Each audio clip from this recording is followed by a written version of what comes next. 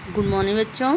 कक्षा 9 की हिंदी क्लास में आपका फिर से स्वागत है। बच्चों, हम क्या पढ़ रहे थे? कबीरदास जी के दोहे पढ़ रहे थे, उनका भावार्थ पढ़ रहे थे।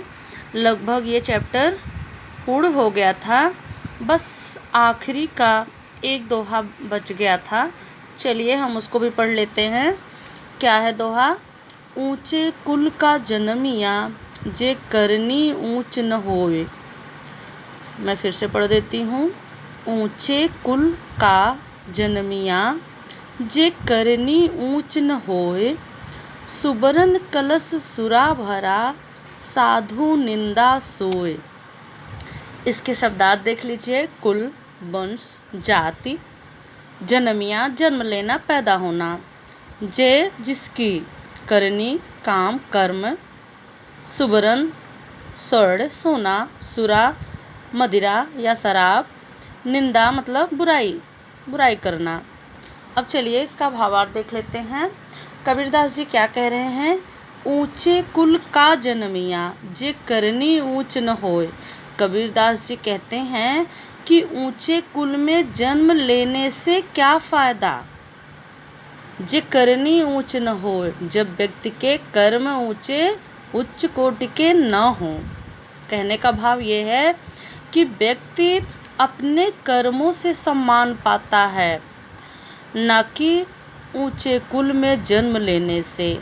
बहुत ऊंचे कुल में जन्म लेने वाला व्यक्ति यदि अपने कार्य से, अपने कर्मों से ऊंचा नहीं है, उसके कर्म तुच्छ हैं, तो वह संसार में सम्मान नहीं पा सकता। इसी बात को स्पष्ट करने के लिए दूसरा उदाहरण दिया है कवि ने। सुबरन कलश सुरा भरा, साधु निंदा सोए। जिस तरह से सोने के कलश में शराब भर दी जाए तो भी साधुजन, सज्जन व्यक्ति उसकी निंदा ही करेंगे। शराब से भरा जो सोने का कलश है वह भले ही स्वर्ण का है, लेकिन वह स्वर्ण के कलश में भरी होने के कारण शराब जो है, मदिरा जो है, प्रशंसा योग्य नहीं हो जाती। सज्जन व्यक्ति, ज्ञानी व्यक्ति उस मदिरा की हमेशा निंदा ही करेंगे, भले ही वह सोने के कलश में क्यों ना भरी हो। उसी प्रकार व्यक्ति का कर्म यदि अच्छा नहीं है तो वह संसार में निंदा का ही पात्र होगा। वह संसार में उसकी निंदा ही की जाएगी, भले ही उसका जन्म कितने ही ऊंचे कुल में क्यों न हुआ हो। तो बच्चों, इसका काव्य सौंदर्य देख लीजिए। भाषा वही है, कबीर की जो भाषा है सधुकड़ी, ब्रज भाषा भी आप कर सकते हो, पंचमेल खिचड़ी भी आप कह सकते हो। छंद क्या है इसमें? छंद वही है दोहा छंद, और अलंकार है दृष्टांत अलंकार। दृष्टांत अलंकार कहाँ होता है बेटा? जहाँ पर किसी बात को कह करके उसका स्पष्टीकरण देने के लिए, उसको और स्पष्ट करने के लिए वैसे ही कोई दूसरी बात कही जाए।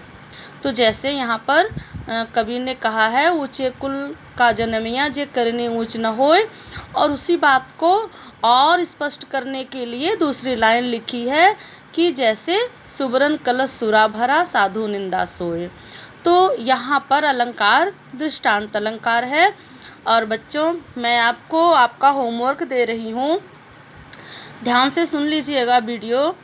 अगर आपको ज़रूरत होगी तो रिटर्न में दे दूँगी, नहीं तो अभी आप ओरल में ले लीजिए और इसको लिख लीजिएगा। किस किस दोहे का भावार्थ आपको लिखना है। दोहा number 1, first, second, third and 7।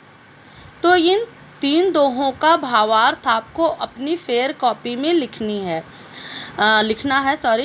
और इसके बाद मैं आपको इस पाठ से जुड़े प्रश्नों के उत्तर समझाऊंगी, जिससे आप लिखोगे। धन्यवाद बच्चों।